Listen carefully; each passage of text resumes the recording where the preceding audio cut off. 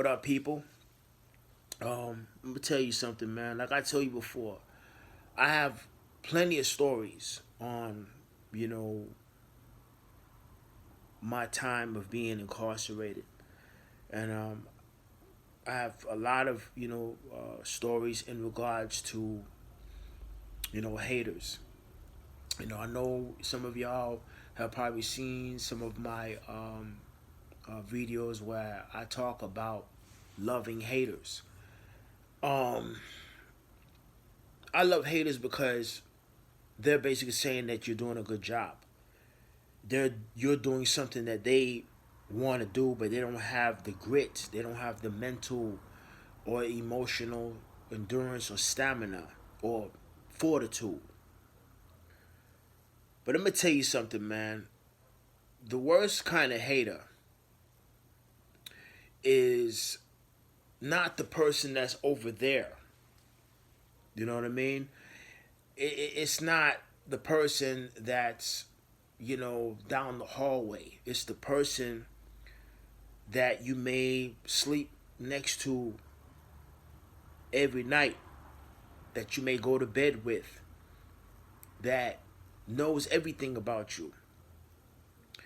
It may be your training partner at the gym. Um, the person that's already established. You know what I'm saying? It could be a mentor who, in private, watches everything you do, but never, ever basically say that you're doing a good job. That wife that basically doesn't really comment or say anything. That husband that sees that you're trying to go to school and better your life. Or wife that sees that you're trying to better your life as an ex-felon, who would rather see you on her level or on his level instead of evolving to the next level. A level that God, for one, has promised you by blessing you with, his spirit. I'm gonna tell you, I don't want to make this video too long, man, but like I said, man, I had a I had an experience, man, years ago, man. This one dude, man, that I'm not gonna make mention of his name. You know what I mean? I was incarcerated, 15 calendar years, and everybody pretty much knew me as the workout guy. You know what I'm saying? I just love training. After me realizing that the mother of my child had to go on with her life in the form of writing me and telling me that she had gotten pregnant, I had to find another way to do my time.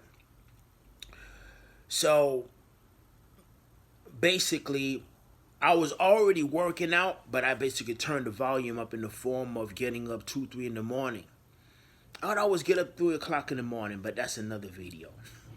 So I would use that time. It was quiet. I stayed in a dormitory. I moved from the cell block to the dormitory and became a trustee.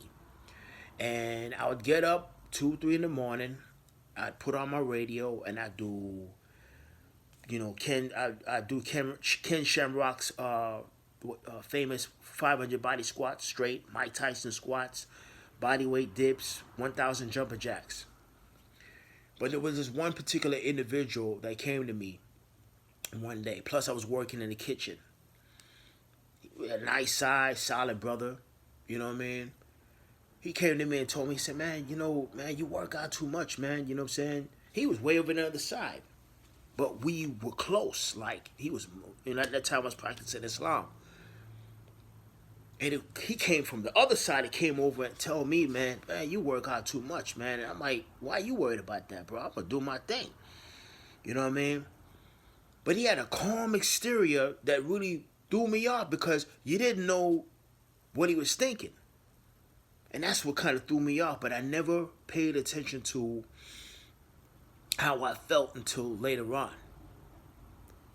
So for some reason, I came in, after, because I used to work in the kitchen as a, uh, uh, work back in the kitchen where we had to distribute eggs and distribute, different types of meats and stuff, products for the inmates. And next thing you know, I just, what I'm saying, I left work and, went back to the dormitory, and I was like, I'm gonna go ahead and work out around 12 o'clock. I'd always like to work out at night, what I'm saying, when they turn the lights out. So next thing you know, I go to sleep. I get approached by two officers. They were like, step out the cubicle. I stepped out the cubicle, and the male officer took me to the hallway, and the female officer should remain. Get out your clothes. I'm like, what's this all about? So I got out my clothes, you know what I'm saying? And about, I'd say 30, about 10 minutes later, you know what I'm saying? They told me to put my hands behind my back. Couldn't think nothing of it. Just went ahead and put my hands behind my back. You know what I'm saying? After all, you're incarcerated. So they took me outside and they were like, hey, we found this. It was a homemade shank. And in Texas prisons at the time, if they find a shank on you, if it passes 4 fingers, that's like 4 years on top of what I already had. So make a long story short, you know what I'm saying? I was put in solitary for like 30 days. I went from a 180, 85 pounds to a still acceptable 175. Every day while I was back there, I was upset because I was like, somebody put that fucking knife in my cell. And for some reason, me being an empath, I never really knew I was empathic until being in prison. I kept seeing the brother's face. And then when I got out, during that time, you find out how people really think of you.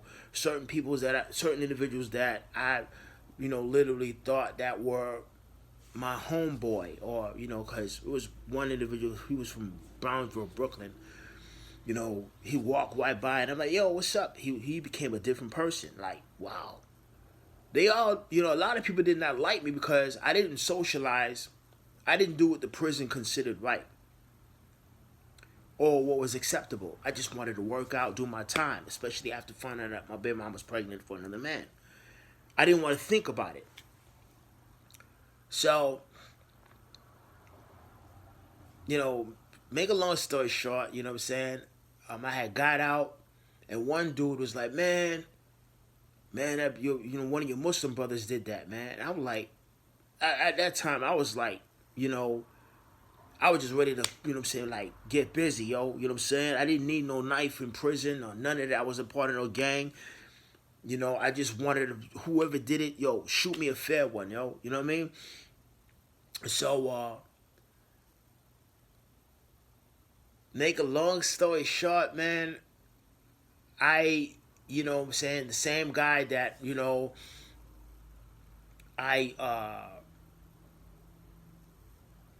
was approached and was told that I work out too much. I found out 2 years later because I had got shipped to another unit, Hightower unit.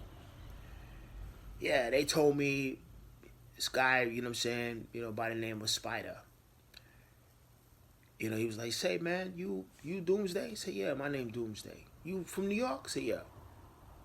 Man, them brothers was talking about you, man. Say, man, it was such and such that put that knife in your house. And I'm like, what the fuck? Are you fucking serious? He's like, yeah. Yeah, he put that knife in your house, man. He did that because he wanted to get you out the kitchen because the female officer, he was trying to get at her, and yeah, that she liked me. But the thing about it is, I don't mess with female officers.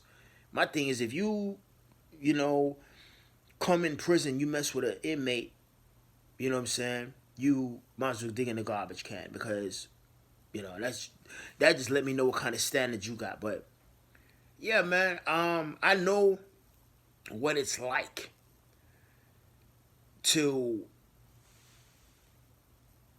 for people that you wouldn't even expect to hate on you. This dude put the knife in my fucking house. And I'm gonna tell you something too, which was the one of the biggest tests, you know what I'm saying, I experienced. After all those years of trying to figure out if I would ever see him again. This guy here, he's out of Fort Worth, Texas. You know, in prison they call Fort Worth, Texas, Funky Town. So I used to refer to him as Funky Town. So one day I was at HEB, you know what I'm saying, grocery store, and I was walking. And I was like, this dude, next thing you know, some guy was like, Assalamu alaikum, brother. And I looked at this dude because, I'm not a very approachable individual. You know what I mean? That's just how I am. So I automatically like, what's up? Salam. I mean, who are you? He said, man, you don't know who I am? You don't remember me? Nah. He said, man, this is such and such. And when he said that, I swear to God, it was like a gift from God, because I wanted to punch this dude I wanted to fight this dude. But it's like, after experiencing what I've experienced for 15 years, it's not that I'm afraid of prison or afraid of jail, but going backwards, and then if you touch somebody, they got the cameras and all, because this is the age of transparency. They catch you with an aggravated assault, you know what I'm saying, and they can enhance or whatever. So I basically he said, yeah, I watch you on social media, man, you know what I'm saying, I see you still doing, but he don't know that I know that he put that knife in my cell. And somebody told me he did it before Spider told me he did it. But I never could believe it, because he was so soft-spoken and he had a calm exterior. Give me a soup, help me out, or whatever. So the moral of the story is this. The ones that you least expect, man, the ones that, you could look at a person to tell if they upset or mad, but it's not the one that looks mean, or it's not that person. It's the one on the real that smile with you, eat with you. Assalamu alaikum, Jesus love you. I love you, baby. I love you, sweetheart. I love you, my brother. Them the ones you gotta watch out for. I will be doing some more videos. I got so much, man. You know what I'm saying? Yeah. So much more. Something to think about.